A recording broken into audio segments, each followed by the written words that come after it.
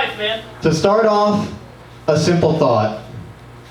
If a tree falls in the forest and Jill Stein isn't around to hear it, does she still feel a disturbance in the force? One guy. Thank you, sir. You are my hero. Thanks. Okay. So I'm going to continue with a series that I've been doing about the United States president. It's called If He Gets Elected, I'm Leaving the Country. And I've been noticing for a while, especially on Facebook, there have been a lot of comparisons between Donald Trump and Hillary Clinton. Like, I've seen a couple that were of Harry Potter characters. I saw one that was Hillary as Palpatine and Trump as Jabba the Hutt. That was my personal favorite. But slowly, personally, I've been realizing there's something historically reminiscent of this. It's pretty much just Herbert Hoover versus Richard Nixon. And yes, Hillary Clinton is the Richard Nixon of the Democratic Party. Do not get yourselves mixed up in that. And Donald Trump is Herbert Hoover, a guy who was involved in business and had no reason to go into politics whatsoever, other than the fact that, hey, I can. That's why we're kind of stuck in the situation we are now.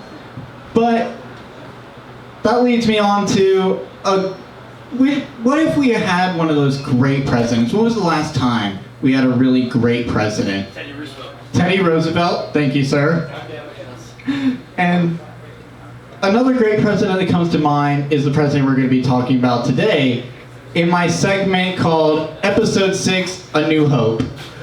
And before anyone says anything, yes, I do know that A New Hope was the fourth movie. But there's two reasons I called it A New Hope. The first one is I get a chance to make fun of Star Wars fans, which I will take every opportunity to do, because they're easy to make fun of. Same thing with Star Trek fans. Very easy to make fun of. But the second reason, and the more important one, is the fact that it wouldn't really have fit with my fourth segment, because my fourth segment covered John Tyler, James Polk, and Zachary Taylor. So I don't really see anything hopeful in the accidental president, Mr. Manifest Destiny, and the guy who was so stupid that he didn't realize, oh, when they tell me I shouldn't be drinking milk and eating cherries, I shouldn't be drinking milk and eating cherries. It might as well have been called Episode 4, Revenge of the Cholera. Or, if you prefer, Revenge of the Shits. Thank you, Scott, for helping me come up with that one. So what can we really... This one took me the longest time to write. Abraham Lincoln is such a difficult person to make fun of because we revere him so highly. But I was able to find a few things in his administration itself. First of all, you gotta realize Abraham Lincoln, he was the guy who led us through the Civil War, something that Teddy Roosevelt must have been very jealous of. Teddy was like the exact opposite of Abe Lincoln. Teddy wanted to be a wartime president. He begged for it, and yet he never got to see it. But Abe Lincoln wanted to be president during a time of peace, and instead he had to deal with the worst war we had ever seen at the time. Irony's a bitch, is what I'm trying to say. And a thing about the Civil War is that we had so many of the greatest generals of all time to ever come out of that war. We have Robert E. Lee, Ulysses S. Grant, Tecumseh Sherman, Stonewall Jackson. Yeah, Stonewall Jackson, not as well known as the other ones, but he is one of the greatest generals ever. He is so great that when he was killed in battle, before he died, he had his arm amputated in an attempt to save his life, and his arm was given a separate military burial. Really? Can you imagine anyone getting that common courtesy nowadays? Do you think that Lorena Bobbitt's husband one day was just thinking to himself, it might as well deserve a funeral. It was a cherished member of the family for many a year. Is he really burying his dick? Shut up, John, I told you! It's very important to me!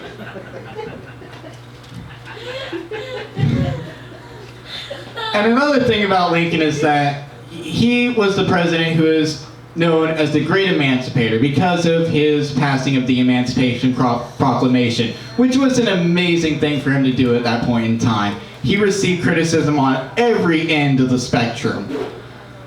But there's something that I've been thinking about, and forgive me if this comes off as a bit offensive. I don't mean for it to. I'm just making fucking jokes up here. I often wonder if there was some group of black people in the middle of the two extremes. Like you have your Uncle Toms and you have your abolitionists. Was there some group in the middle? I would like to call those guys people with fucking hindsight. Or foresight, I should say. Because there had to be a conversation. Man, I tell you, my wife been talking about emancipation. What the fuck? Bon quay quay gone cray cray. I'm telling you, man, if we get emancipated, what the hell is that gonna mean? They're just gonna find new ways to kill us. They're just gonna find a reason to shoot us in the street. They'll do anything to keep us away from reaching any kind of political or social normalcy. I tell you, freedom, what the hell does that mean? Freedom's just another word for nothing left to lose. And then the other guy must have said, you know, that would be really great lyrics for a song. Fucking hell, Josiah, can't you take something seriously for once in your goddamn life? I tell you, we might as well, if we get emancipated, we might as well just leave. We're gonna get fucked if we stay here. We might as well just get out of here. I mean, why should we even stay? And then Josiah said, the white women though. And then the original guy was just like, alright, you got a point there.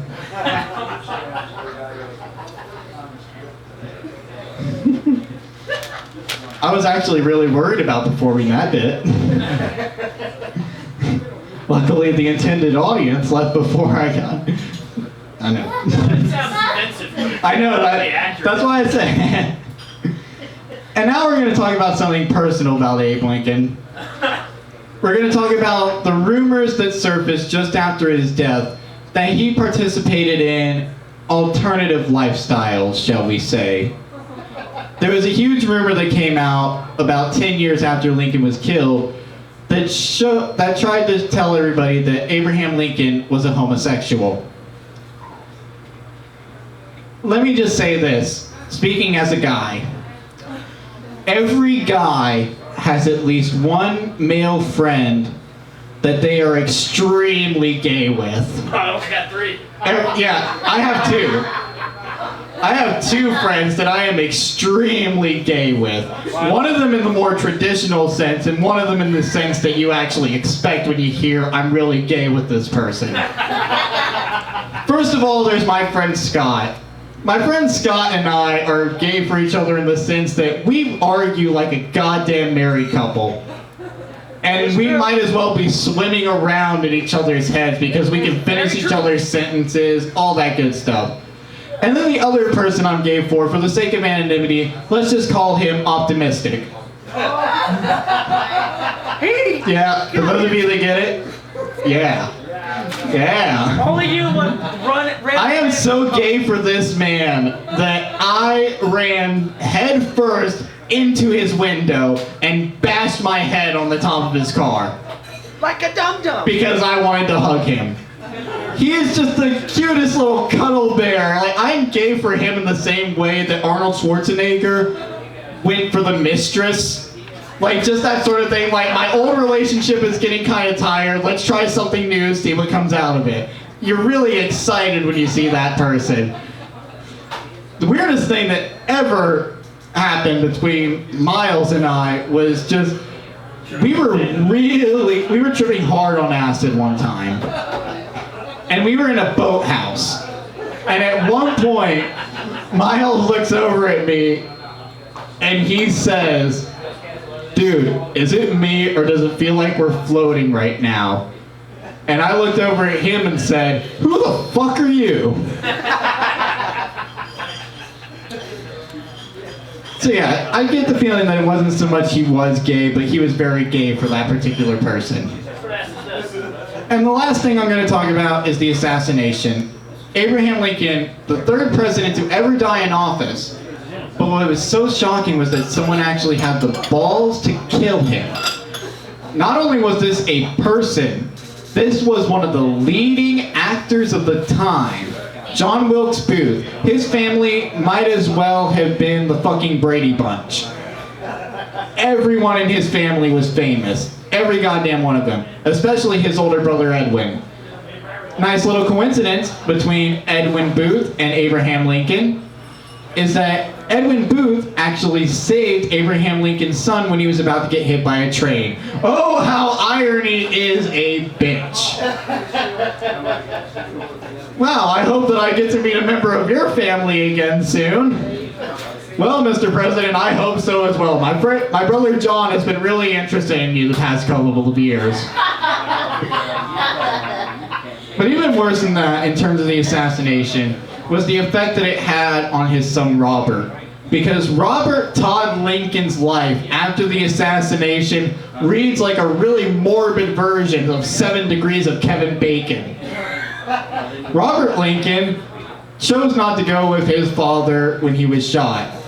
And so to make it up to him, he decided that he would take some political positions. In 1881, he was the Secretary of War under James A. Garfield, who was assassinated in Robert Lincoln's presence. And then he said, that's it, I'm done with politics. I'm just gonna show up to presidential shit. So he decides to show up to a small rally held for President William McKinley in 1901, right before he got shot. At that point, Robert Lincoln promised himself that he would never show up to another single presidential thing. People say that he was somehow cursed because he refused to accept his father's invitation. No, I think it's the exact opposite. I think he was cursed to show, yeah, you know that thing about, like, if he ever had any political aspirations, that quashed that immediately. I think that was God's way of showing Robert Lincoln and, in turn, America, hey, you know that thing about presidential dynasties? Let's not do that anymore. One was enough. And then we will get on to the next one in my next segment. Thank you all very much. I've been Zager.